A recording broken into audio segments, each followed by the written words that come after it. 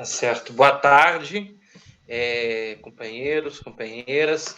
Bem, o meu tema na área que eu escolhi, é minha área profissional. Eu sou recém-bacharel em Direito, advogado, e me enveredando em algumas áreas do conhecimento. Mas um tema que sempre me preocupou muito e um tema que eu acho que merece um melhor debate é sobre o acesso à justiça no Brasil e a eficiência do sistema de justiça brasileiro. Tem um livro que eu gosto muito, é esse aqui, que é de um sociólogo português que, pelo incrível que pareça, tem uma sensibilidade sobre o poder judiciário brasileiro e sobre a justiça brasileira, mais do que muitos brasileiros. Chama Boaventura de Souza Santos. E ele constitui nessa sua obra, para uma revolução democrática da justiça, quais são os entraves e quais são os problemas que a justiça brasileira tem. A Constituição da República Federativa do Brasil, e aí é um nome que eu gosto de enfatizar, que nunca devemos falar Constituição do Brasil ou Constituição da República. É Constituição da República Federativa, que abrange todos os entes federados do Brasil. O Constituinte de 1988, ele foi muito pragmático e muito feliz quando ele foi criar o texto da Constituição. Estávamos passando por um momento de transição democrática, de um regime militar, de um regime onde as liberdades individuais e coletivas foram tolhidas, num regime onde não se havia eleições diretas para cargos de representatividade coletiva, num regime onde havia censura, num regime onde havia uma, como podemos dizer, uma diminuição da possibilidade de exercício de direitos. Então, o legislador constituinte de 1988, da Constituição da República Federativa do Brasil de 1988, ele quis trazer sobre esse mar de direitos uma gama de direitos e deveres de natureza individual e de natureza coletiva. E uma preocupação também em relação ao acesso à justiça e quais são as formas de acesso à justiça. O poder judiciário, que podemos dizer, ou melhor, não o poder judiciário, porque se limita somente à figura de agentes políticos, ou seja, da pessoa política. Mas a justiça brasileira hoje, ela é formada por vários agentes. O poder judiciário, por meio dos seus magistrados, o Ministério Público, Defensoria Pública, e a própria função do advogado. Mas hoje o meu questionamento é: quais são os mecanismos que possibilitam uma efetiva atuação da justiça brasileira? Nos últimos tempos, houve a criação aqui no Brasil do Conselho Nacional de Justiça, que foi também um termômetro que podemos fazer uma avaliação do sistema jurisdicional brasileiro.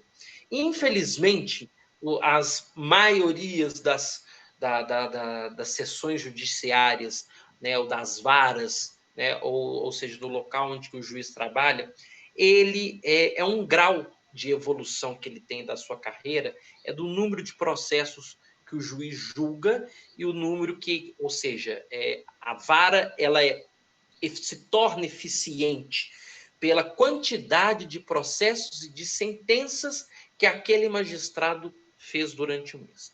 E aí fica o meu questionamento. É esse o retrato da justiça brasileira? É de números? Será que a justiça ela tem um aspecto também de humanização? Né? Infelizmente, a gente ainda tem uma visão do judiciário altamente restrita, são pessoas ainda com uma visão um pouco arcaica, não todo mundo, a gente nunca pode colocar nessa visão que parece que é todo mundo igual, não. Mas ainda há uma cultura arcaica no judiciário brasileiro. Nós temos ainda pessoas que são, como que eu posso dizer assim, os representantes da justiça com uma formação jurídica anterior à Constituição que está em vigência. Então, tudo isso faz que tenhamos um poder judiciário muitas vezes moroso, ou não temos uma cultura do reconhecimento. A indiferença que o poder judiciário muitas vezes age para certas situações faz que ele se torne o causador de problemas. Eu digo muitas vezes que o Poder Judiciário é um poder, muitas vezes, antidemocrático. Ele não tem uma essência democrática. Porque, primeiro, a forma de evolução que você tem dentro do Poder Judiciário é meramente meritocrática. Só que os padrões que nós temos hoje para uma análise de meritocracia dentro do Poder Judiciário não necessariamente é uma análise correta e justa, porque será que, pelo número de sentenças que aquele magistrado conseguiu fazer, é somente um fator para fazer a evolução daquele juiz? Não, creio que não. O Poder Judiciário precisa de reformas estruturantes, o Poder Judiciário precisa de ser menos formal e o Poder Judiciário precisa melhor ouvir as vozes dos nossos agentes sociais. Então, eu acho que, já entrando na minha parte de finalização dessa problemática que nós temos no Poder Judiciário brasileiro, primeira coisa é pensar em soluções para torná-lo um judiciário mais democrático, ou tornar o acesso à justiça mais democrática. Primeiro ponto, fortalecimento de defensorias públicas. Isso é o primordial. Por que eu falo fortalecer a defensoria pública? As defensorias são instituições previstas na Constituição e cuja missão é dar acesso à justiça e à dignidade às pessoas que não têm condições para pagar um advogado. Simples assim. Então, fortalecimento de defensorias públicas. Vamos torná-la ela mais acessível no sentido de, aonde estiver um magistrado, ter a presença de um defensor público. Lembrando que isso é uma previsão na própria Constituição. Onde tem um juiz, tem que ter um defensor. Mas, infelizmente, não há um investimento nesse órgão público. Então, o primeiro aspecto, fortalecimento de defensorias públicas. Segundo aspecto, criar um poder judiciário menos meritocrático e mais funcional, ou seja, termos eleições para escolha de magistrados.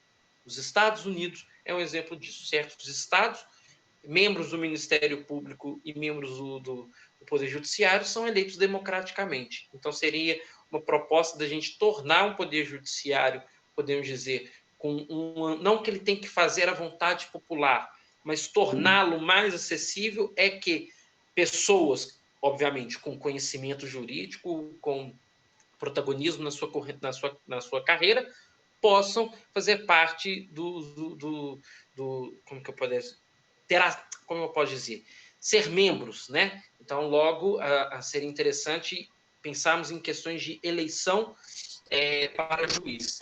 E no terceiro aspecto é a gente ter uma reforma das leis no Brasil, no sentido da gente haver uma consolidação de leis. Um país onde você cria uma esfera de que somente por vias legais se mostra que é efetiva a resolução de problemas, mostra que a gente, como sociedade, retrocedeu. Ou seja, a gente precisa do Estado juiz, a gente precisa do Estado para decidir os nossos problemas. Então, seria interessante também a cultura, da gente iniciar uma cultura de resolução de problemas na via extrajudicial, mais conciliação. O Código de Processo Civil foi um novo Código de Processo Civil, né, que está em vigência desde o ano de 2015, trabalha um pouco isso. Então, eu acho que esses são os três fatores que podemos pensar para uma evolução e uma revolução de acesso à justiça brasileira. Ampliar as defensorias públicas e facilitar o seu acesso, tornar o Poder Judiciário com eleições de cargos de livre escolha popular, e a terceira, ter uma cultura de resolução de conflitos na via extrajudicial, ou seja, nós, né, ter um árbitro, um terceiro pessoa que não seja um agente estatal, e ele aí conduzir através dos processos de mediação e resolução de conflito, que não precisa necessariamente da presença do juiz, que assim você diminui custos e até esforços pessoais para isso, desgaste pessoal para isso. É essa a contribuição que eu posso trazer para vocês hoje.